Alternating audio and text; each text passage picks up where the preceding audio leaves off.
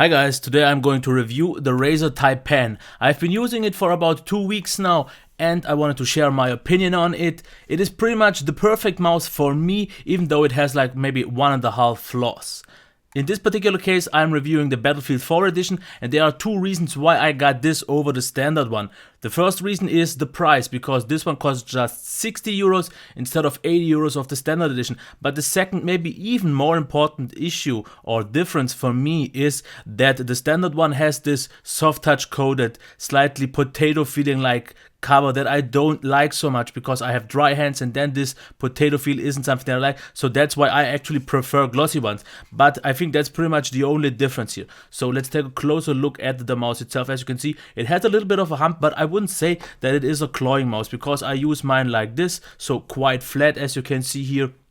I know I should use it like this, but I don't. So I think it's very ergonomic, and the reason why I got something like this, I needed something ambidextrous to use it with my left hand since I'm a lefty, and I wanted something with a lot of buttons. So what we have here, we have on the right side 2 buttons, on the left side pretty much the same 2 buttons, then we have 2 here, and the mouse wheel with the click and the other 2 buttons. That's pretty much it. So we have quite a lot of buttons, and the great thing about this in particular is something about the software that I will talk about later. So what about the haptic feel? First, I gotta say, it feels very comfortable in the hand. I could use it really nicely with my left hand and even reach all the buttons, because some reviewers say they can easily reach this too, but not the other two. I don't have this issue because I can use it, and just with my either with my ring finger or with my middle finger, I can hit both, like using it like this, quite easy. So I don't have this issue. I wouldn't have it either with this one or the other hand. So quite easy for me to use every button, which is nice. Also, these two are placed really nicely. The click really nice clicky and tactile feedback. I really like this a lot also on these buttons, and it's nice that they actually sound a little bit different. Same here as well, a little bit quieter on this side.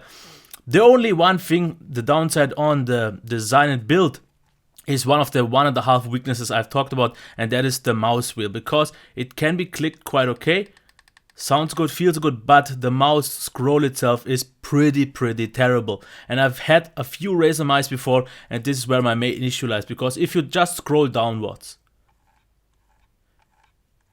this still sounds good, but most of the cases if you switch to upwards or just shift upwards and downwards, you will notice one thing. Now it sounds almost like the wheel is kind of loose, as you can see. Quiet and nice. Way cheaper. So I really needed a few days to get used to that, because it still feels like there's something just wrong. The quality just doesn't seem to be the same. In most cases, if you scroll downwards, it's fine. If you do both within, for example, a timeline, when I edit a video, it is noticeable, and that is my only downside for now. The second one would be the software. I will get to into a few seconds. Other than that, I gotta say, it is of a good size. I like the glossy finish because for me it's very grippy. Here we also have a rubberized feel, as you can see, and this actually is rubberized and it is very grippy. I had a Logitech mouse before which had something similar, but it wasn't grippy at all because it was way too hard.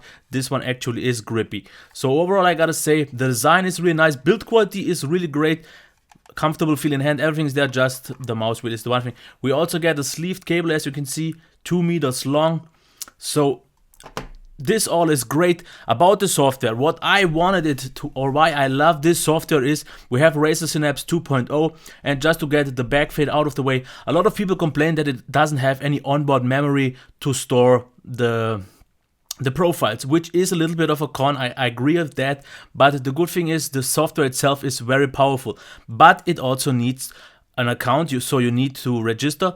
You need an account for a cloud account. So every time you want to change something, you need actual connection with the internet. And every time, and that is the half issue that I have, since I'm using this mouse on a laptop right now. For me, the issue right now is every time I turn on the mouse or the laptop and then use the mouse, I have the standard profile loaded up. It's not the one that I have set up. So every time for right now at least, I have to start the app, then it loads the profile and everything is good. But what I like so much about this software is that it has per app profiles. This means if I use it just regularly, for example in the file explorer, I have the typical setup that I defined, and you can set up every button that you want to do. There's a ton of different configurations and buttons mappings available, which is really nice to see.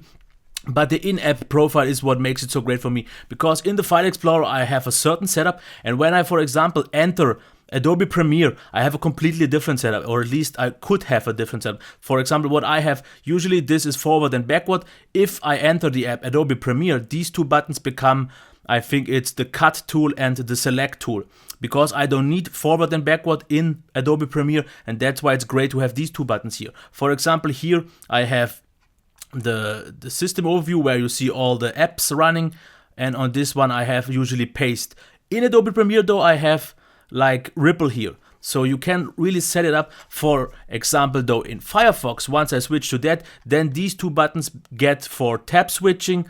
If I'm in the file explorer, these become cut and paste or cut and copy or whatever you want, and that is really great. The mouse is sensitive up to, it has a 8200 dpi sensor, which is actually way too precise for me because I use it for productivity, and I use it about I think 3800, which is more than fine enough for me. The mouse is very precise. I would almost wish though the mouse to be a little bit heavier, because I have, for example, let me quickly get that. Here is the current mouse pad that I still use. It's like 10 years old or even older, and I like to wiggle with my leg, and then I'd sometimes move the mouse. So I would almost wish for the mouse to be a little bit heavier, but that's pretty much the only thing. But the software is super capable, which I absolutely love. The feel in hand is great, and the software capabilities are great because of in-app profile. You can map everything you want to, comfortable use. So if this mouse would have been available as a Bluetooth version, or maybe even like an IR version that uses Wi-Fi or the Wi-Fi signal instead of Bluetooth, I would have been all over it. I would have even paid a little bit more, but I'm okay with the cable since it doesn't really make that much of a difference for me. I am not a gamer. I haven't tried it for gaming yet since I haven't built my PC yet, but once I will have that, maybe I will have an update, but I'm quite sure it is more than precise enough, because I can't imagine it would be bad.